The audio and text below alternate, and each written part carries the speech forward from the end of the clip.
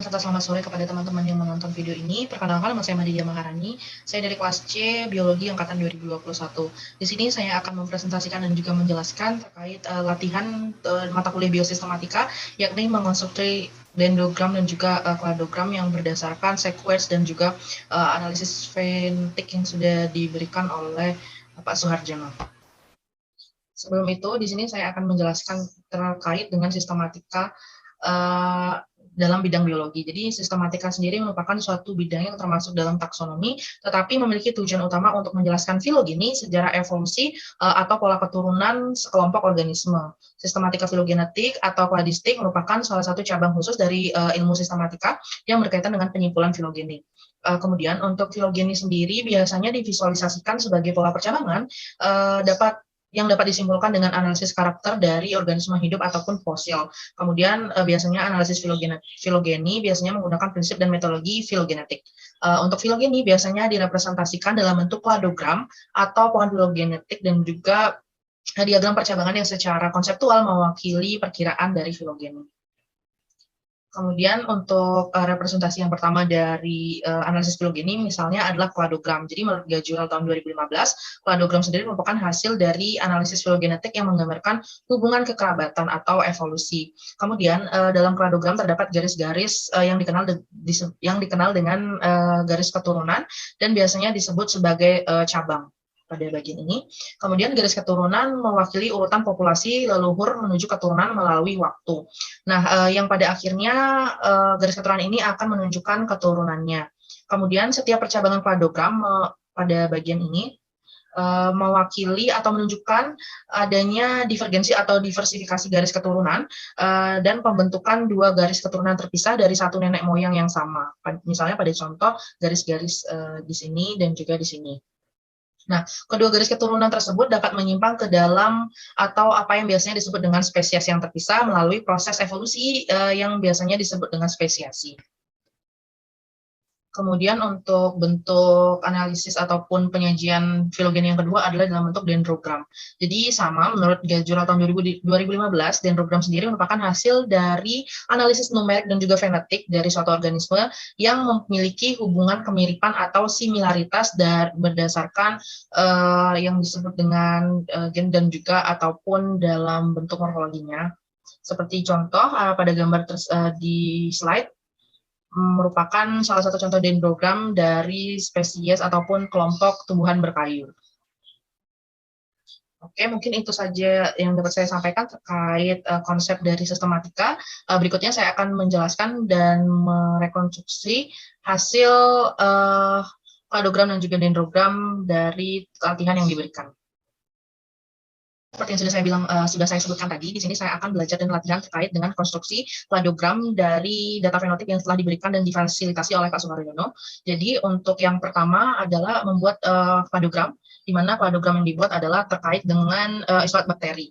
Pada hal ini, isolat bakteri yang akan diuji dan dibuat kladogramnya terdapat 9 isolat bakteri dengan hampir 90 karakter yang akan diujikan, meliputi bentuk koloni, konfigurasi, dan serta bagian yang terakhir adalah tentang bentuk sel. Jadi sebelum diolah dan direkonstruksi menggunakan aplikasi atau software yang bernama Class 97, sebelumnya untuk karakter-karakter yang akan diujikan akan diubah terlebih dahulu menjadi data dengan simbol biner, karena untuk aplikasi ataupun software yang bernama Class 97 hanya dapat membaca data yang sudah dibinarkan atau data biner. Caranya adalah dengan memblok dan mentranspose bentuk dari karakter yang diujikan serta isolat bakteri yang akan diujikan. Seperti contoh berikut. Di blok keseluruhan hingga 90 karakter yang akan diujikan. Kemudian setelah diblok, lalu klik kanan dan di copy dulu. Setelah di copy, baru dipindahkan ke dalam sel yang lainnya dan kemudian dipaste secara transpose. Dipaste secara transpose, klik kanan dan transpose hasil copy dari data tadi. Kemudian karena ini masih bentuk data mentah karena ada hasil positif dan negatif, kita binarkan terlebih dahulu dengan cara mengganti atau mereplace hasil yang positif menjadi angka 1. Oke. Kemudian di-replace lagi untuk tanda negatif, di-replace dengan angka 0. Oke, jadi untuk data dari data uji serta masing-masing dari isolat bakteri sudah dapat ditemukan dan diubah menjadi bentuk sandi atau golongan bentuk sandi biner gitu. Jadi selanjutnya adalah memindahkan data-data ini menuju ke Notepad karena untuk aplikasi dan software yang bernama Class 97 juga dapat membaca data melalui Notepad. Untuk itu kemudian dibuka aplikasi Notepad dari laptopnya. Setelah tadi data mentah dan dari data fenotip isolat bakteri sudah ditranspos dan diubah menjadi bentuk biner dalam Excel tadi, kemudian data tersebut dimasukkan ke dalam aplikasi Notepad. Nah, untuk penulisannya adalah sebagai berikut, di mana yang paling atas 09 menandakan bahwa atau menunjukkan bahwa ini merupakan jumlah isolat bakteri yang akan diuji dari tadi. Kemudian untuk 090 atau 090 menandakan bahwa banyaknya karakter yang diujikan seperti yang sudah saya bilang tadi. Kemudian di sini ada bintang, fungsi dari bintang ini supaya nantinya data ini dibaca oleh Class 97. Kemudian dari A, B, C, D, E, F, G sampai I ini merupakan isolat bakteri yang dikode dan juga kode-kode biner ini seperti yang sudah diberitahu tadi adalah menunjukkan karakter yang akan diujikan. Nah, setelah itu, setelah dipindahkan ke Notepad, barulah data-data ini kemudian disimpan terlebih dahulu. Setelah itu kita akan masuk dalam rekonstruksi menggunakan Class 97 atau rekonstruksi dari kladogram itu sendiri. Data yang sudah dipindahkan tersebut dan disimpan melalui Notepad sudah disimpan ke dalam library. Kemudian selanjutnya kita akan mulai rekonstruksi kladogram menggunakan FAT97, yang mana caranya adalah sebagai berikut, di mana yang pertama kita buka adalah file, kemudian klik open. Setelah itu kita mencari dokumen atau kode dari isolat bakteri yang sudah kita kode tadi dengan bentuk file dari Notepad-nya sendiri. Nah, ini sudah ada. Dan tadi saya beri judul isolat dendrogram. Mohon maaf karena kesalahan penulisan. Setelah itu kita klik dan kita buka. Karena di sini kita akan menganalisis ataupun merekonstruksi kladogram, maka pilih yang bagian kedua yaitu construct phylogenetic. Kemudian klik OK. Setelah itu di bawah sini diklik Augen dan kemudian untuk ini diklik OK saja dan diklik OK kembali. Kemudian kita tunggu hasilnya.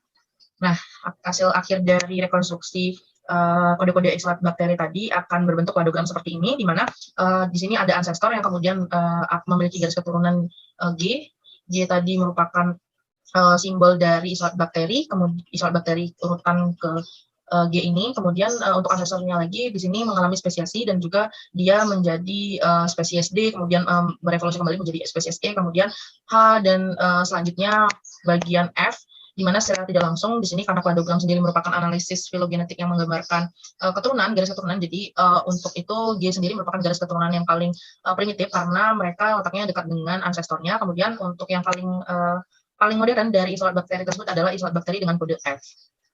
Baik, mungkin itu saja terkait dengan analisis atau rekonstruksi kladogram dari isolat bakteri. Kemudian selanjutnya adalah rekonstruksi dendrogram atau filogenetik dari sekuens DNA yang sudah dibagikan dan juga difasilitasi oleh Pak Suharjono. Seperti yang sudah saya sebutkan sebelumnya, di sini saya akan belajar dan juga latihan terkait rekonstruksi dari bentuk filogenetik atau dendrogram dari sekuens yang telah dibagikan oleh dan difasilitasi oleh Pak Suharjono. Jadi yang pertama-tama kita buka terlebih dahulu aplikasi atau software yang akan kita gunakan. Dalam hal ini adalah software Mega dengan series ke-7. Oke, kalau dibuka aplikasinya, tampilan pertamanya adalah seperti pada layar ini. Kemudian yang harus kita lakukan selanjutnya adalah mengklik tab Align. Kemudian kita klik Edit or Build Alignment. Selanjutnya kita klik Create a New Alignment, kemudian klik OK. Selanjutnya, karena data yang diberikan oleh Pak Suharjono merupakan data sequence dalam bentuk 16S rDNA, jadi untuk ini kita klik DNA. Setelah itu akan muncul window baru atau jendela baru, kemudian kita klik Edit. Nah, setelah itu ada pilihan dan kita mengklik Insert Sequence from File karena tadi sudah diberikan filenya. Nah, sebelum itu tadi filenya sudah saya ubah terlebih dahulu untuk tipenya ke dalam Notepad, jadi bentuknya adalah txt. Kemudian di sini filenya bernama sequence untuk analisis filogenetik. Saya klik, kemudian akan tertera dan juga akan berurutan seperti ini terkait sekuensnya. Kemudian setelah itu kita klik alignment lagi di bagian ini. Oke, mohon maaf, sepertinya salah. Di sini, alignment di sini, mohon maaf. Kemudian kita klik align with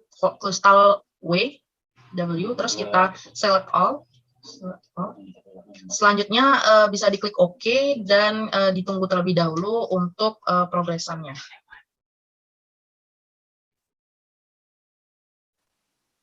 Setelah tadi data tersimpan melalui postal W, selanjutnya yang harus dilakukan adalah kita pilih tab data, kemudian setelah itu kita export alignment, kemudian bisa dipilih di sini dengan bentuk mega format, dan kemudian kita simpan ke dalam dokumen dan beri nama pada filenya. Di sini saya akan beri nama coba Phylogeny 3. Setelah itu bisa di save. Dan untuk input title of the data ini bisa disamakan dengan tadi saya namai dengan coba Phylogeny 3. Kemudian bisa dikonfirm dan klik OK untuk menyetujui perintah. Baik, setelah itu kita pilih tab distance, tapi bukan di jendela ini, tapi di jendela utama dari aplikasi Mega. Di sini klik distance, kemudian bisa diklik compute pairwise distance. Diklik itu, kemudian kita buka dokumen yang tadi kita simpan, yakni coba Phylogeny 3 ini.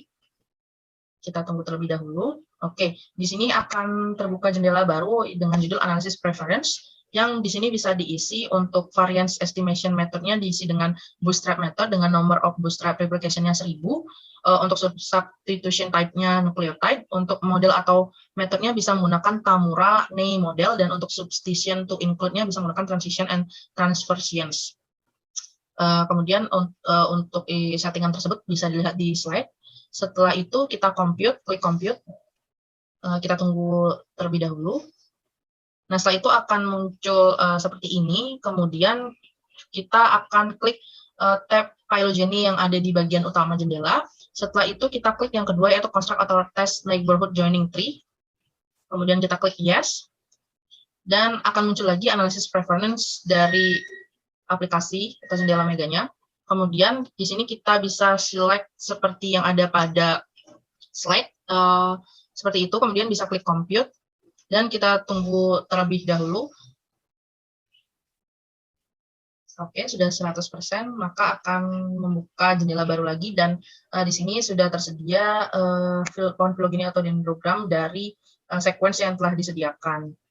Di sini dendrogram sendiri, ya seperti yang sudah saya katakan sebelumnya, merupakan sebuah analisis atau visualisasi Phylogeny yang berkaitan dengan kesamaan atau kemiripan sifat. Jadi di sini dapat terlihat untuk RU11-2B ini merupakan salah satu isolat mungkin memiliki hubungan atau kemiripan dengan Staphylococcus saprophyticus JCM2427T. Kemudian di bawahnya lagi juga dapat dilihat di mana mereka ini memiliki outgroup. Di sini outgroupnya yakni Micrococcus luteus NCTC 2665T, karena di sini tidak dalam garis keturunan ini. Jadi untuk bagian spesies-spesies di sini memiliki bentuk atau bukan bentuk tapi karakter yang mirip satu sama lainnya. Baik, mungkin itu saja yang dapat saya sampaikan terkait dengan rekonstruksi kladogram dan juga dendrogram dari latihan biosistematika ini.